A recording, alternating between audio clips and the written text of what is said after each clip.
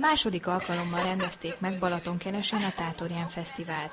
A 4 napos programsorozat idén a pünkösdi próbák jegyében telt. Ha már itt vagyunk, gondoltuk, mi is részt veszünk a megmérettetésen. Így a regisztráció után stábunk is nyakába vette a falut, kezdődhetett a pengőgyűjtés. Az egyik étterem palacsintasütésre várta a próbázókat. 2 perc alatt 5 palacsintát kellett volna sütni a csapatoknak. Ez azonban teljesíthetetlennek tűnt, így minden résztvevőnek csupán egyet kellett készítenie, de azt bizony jól. Több csapattal is találkoztunk itt. Kicsik és nagyok egyaránt bebizonyították, otthonosan mozognak a konyhában. Barátok vagyunk, és találkoztunk meg mielőtt még lejöttünk volna erre az egészre rendezvényre, akkor így megbeszéltük, hogy mi jövünk, és így beneveztünk. És miért neveztetek be? Hát ez csak úgy jött, hogy hogy ne unatkozzunk. Akkor tehát nem a biciklire hajtotok? Hát nem nagyon. Szerintem van mindenkinek biciklije. 2 kerekű járgánya valóban majdnem mindenkinek van. Na de 4 lábú csökönyös szamara? Bár lovas nemzet a magyar, sokkal viccesebb dolog egy csacsit megölni, aki ráadásul a háta közepére sem kívánja az embert. Ilyenkor teljesen mindegy, milyen tanácsokat adnak a karán túloldalán ácsorgó nevető népek. A szamár úgyis arra fog menni, amerre ő akar. Persze csak akkor, ha már elindult. Aztán, mikor a füles úgy gondolja, eleget nyagatták már, feladja. Inkább porfürdőzik egyet. A szerencsésebbek még kipróbálhatták ezt a sportot, akik viszont későn érkeztek, azok nyomban mehettek is tovább a következő próbahelyre. A helyi pékségben a 4 nap alatt 4 különböző próbát kellett kiállni. Kalácsvonás, lepényevés, táncverseny és fagyikehely készítés szerepelt a programban.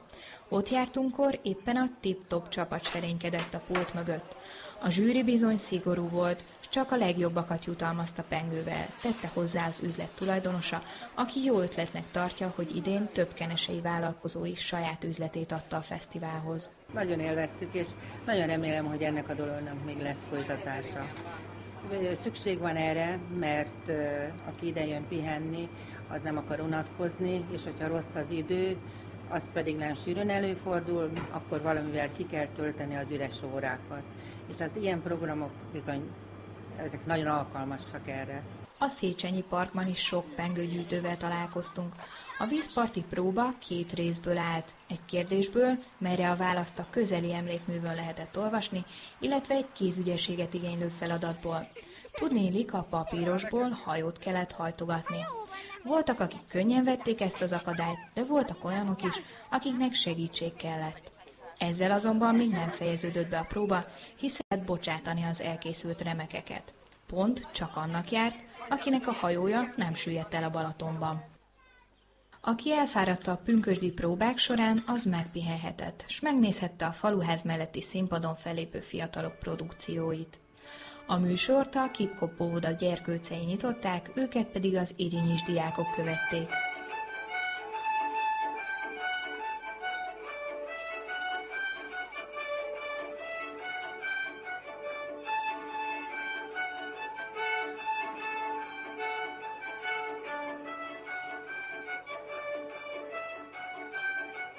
A táncosok után az önvédelmi sportokat űzők mutatták meg, mire képesek.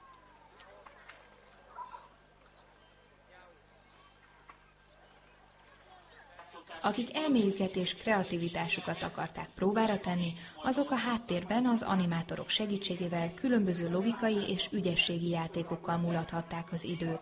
Kicsik és nagyok egyaránt rákaptak az érdekes és elgondolkodtató eszközökre. Ennyi azonban nem volt elég a játékból, hiszen ezután következett még csak a java. A székesfehérvári Szedte-Vette népi zenekar először csak muzsikált, majd játszani és táncolni hívta a gyerekeket.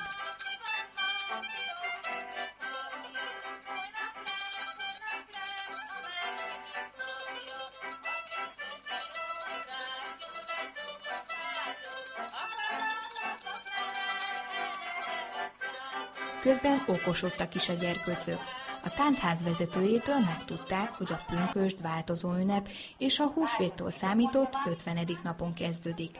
Persze nem lenne teljes az ünnep, ha nem választanának pünkösdi királyt. Különösen Dunántúlon pünkösdi királylányt szoktak választani, ezt hívták úgy is, hogy mimimamázás vagy mi vagyon járás, és ez mindig a falunak a legkisebbik, legszebbik kislánya, tehát itt életkor függő a pünkösdi királylány választás, ehhez nem kell semmiféle ügyességi játék. Ezt összekötötték régen ilyen falukerülő játékokkal, úgyhogy kapuzós játékokat játszottunk az elején zömében, és akkor utána kiválasztottuk a legkisebb kislányt és megkoronáztuk. A koronája igazából élő pünkösdi rózsából kellett volna, hogy legyen, de mivel az most nem volt, papírkoronát tettünk a fejére, és 4 lány baldahimot tartott föl, és ez régen is így volt szokás. A gyermekek ezt hogyan fogadták?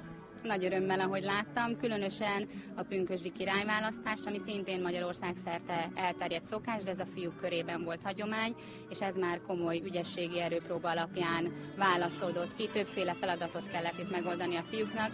Igazából lovas versennyel választották annak idején, most mivel nincsen ló, ennyi ahány kellene, ezért magunk oldottuk meg ezt a feladatot.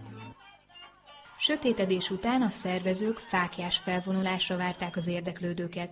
A gyerekekből és felnőttekből verpuválódott csapat a Tátorján ösvényen menetelt egészen a Tatárlikig.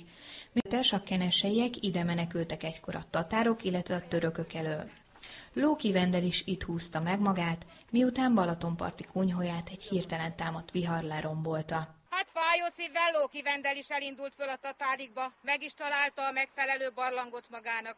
A feleségével szépen rendbeszedték, kicsinosították, és ott éldegéltek. De a sors, mintha kárpótolni akarta volna Vendelt, megkétszereződött a halászszerencséje, és egész jól elkezdett boldogulni.